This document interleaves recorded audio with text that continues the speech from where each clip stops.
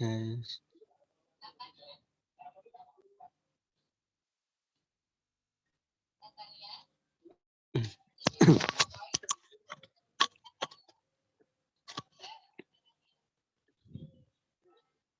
Ya. Assalamualaikum warahmatullahi wabarakatuh. Alhamdulillahirabbil alamin bihi nasta'inu ala umuri dunya waddin. Wassalatu wassalamu ala asyrafil anbiya'i wal mursalin sayyidina wa maulana Muhammadin amma ba'd. Perkenalkan, nama saya Muhammad Nur Solihin.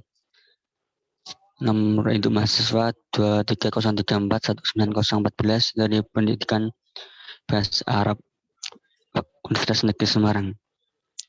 Ya, di sini saya akan presentasi mengenai pengertian kurikulum bahasa Arab guna memenuhi tugas telah kurikulum. Yuk, lanjut. Ya, pengertian. Perkataan kurikulum telah lama dikenal dalam dunia pendidikan sebagai satu istilah yang tidak asing lagi. Secara etimologi, kurikulum berasal dari bahasa Yunani yaitu kurir yang berarti pelari dan guru yang berarti tempat berpacu. Jadi istilah kurikulum berasal dari dunia olahraga pada zaman Romawi kuno di Yunani yang mengandung pengertian satu jarak yang harus ditempuh oleh pelari dari garis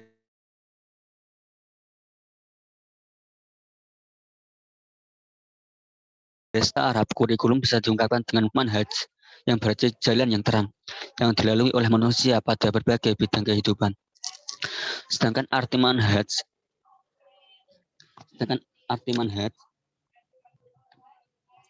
atau kurikulum dalam pendidikan Islam sebagaimana terdapat dalam Qanun At-Tarbiyah adalah seperangkat perencanaan dan media yang dijadikan acuan oleh lembaga pendidikan dalam mewujudkan tujuan-tujuan pendidikan. Pengertian-pengertian kurikulum juga telah banyak dirumuskan oleh para ahli pendidikan.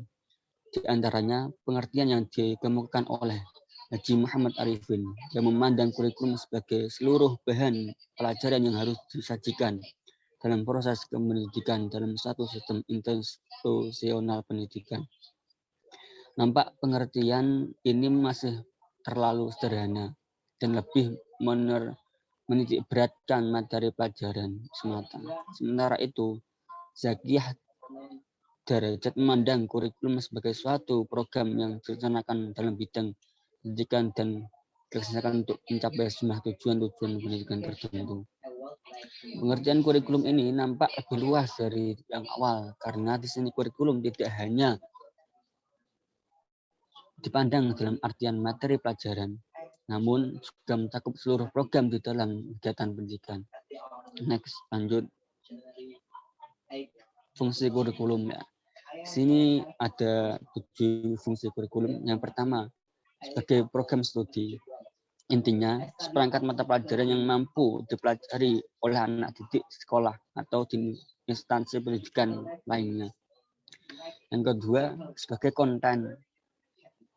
Maksudnya, data atau informasi yang tertera dalam buku-buku kelas tanpa dilengkapi dengan data atau informasi lainnya yang memungkinkan timbulnya pelajaran.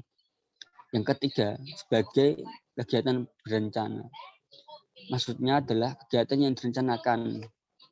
Yang keempat, kurikulum sebagai hasil belajar. Maksudnya adalah seperangkat tujuan yang utuh untuk memperoleh satu hasil tertentu tanpa menspesifikasikan cara-cara yang dituju untuk memperoleh nilai-nilai atau hasil-hasil itu, atau seperangkat hasil pelajaran yang direncanakan dan diinginkan.